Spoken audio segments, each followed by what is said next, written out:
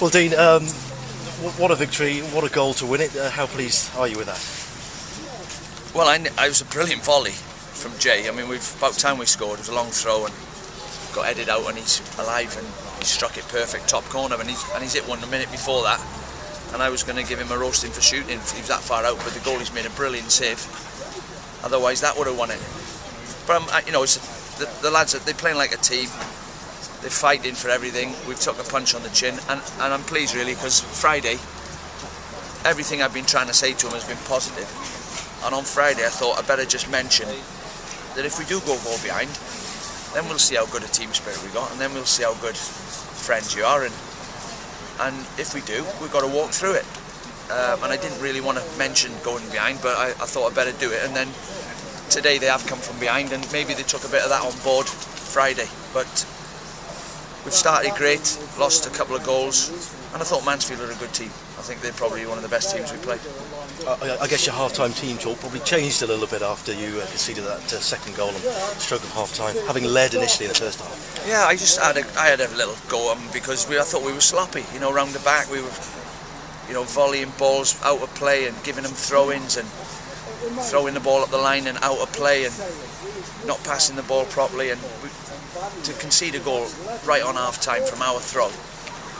As you can imagine, my head was coming off at that point, because Neil Ashton's thrown the ball into our box in injury time, and Frank's too casual, and they've ended up getting a cross in, and the ball's dropped to their lad with 2-1 down. But I have had a little go at them at half time, and they've come out and responded brilliantly. And in the last quarter of an hour, I thought our fitness told. You know, we spent a lot of time making sure the players are as fit as they can be, and I thought in the last quarter of an hour, I thought we looked like we were gonna score more than they did. The resilience they showed to come back from 2-1 down to win 3-2, is that something that perhaps 6 months ago you might not have seen, or 12 months ago you might not have seen? I just think we've got a better team. We've got a better team. We've got more brains out on the pitch, more experienced heads, and they know what to do. Makes my job easier, but I mean, it's took me a while to actually get the formula right, and a lot of, you know, I come into the club probably halfway through a season, and we started off great, and I looked at the players that were there, and I had to clear a lot of players out.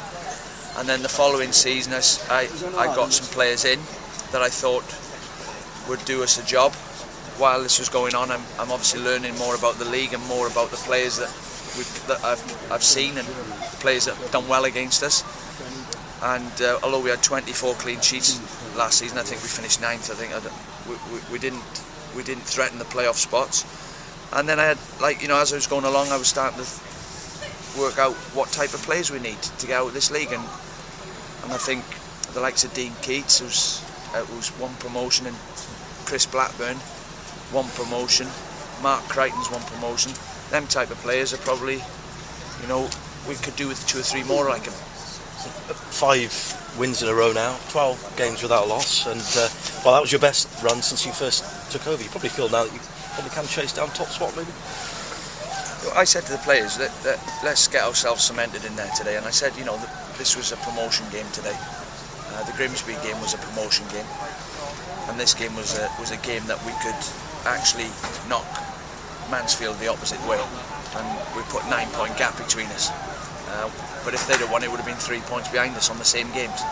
So they're a threat to what we're trying to achieve, and I said it's important that we don't get beat here today and give them the points. So once we get ourselves cemented in the playoffs, then start thinking about Crawley and Wimbledon and chasing, and Luton obviously, and trying to chase them.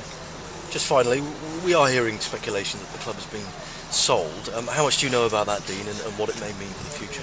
Well, I don't think it's been sold. I would have known if it was sold. I think there might be some investors coming in. I think, as I've said before, I think Jeff has put an awful lot of money into the club, and you know, he continuously puts money in to pay the wages each month, and I think he's probably got a bit fed up, or he's running out of money, which I never thought would happen. but I think he is, and he's got some people in to try and help us. I don't think that he's sold the club, but I think there may be people coming in to try and try and help us. And obviously all I'm concerned about that is if they're going to give me any money for the team, because I've got enough on my plate without thinking about all the other things that go on. It's something the players don't really worry about too much, is it? Stuff like that, what's going on off the pitch. Do you worry about it though? All the players worry about is, are they going to get paid and what time are they training? I obviously am aware of it, and I'm aware of what difference it would make to my job.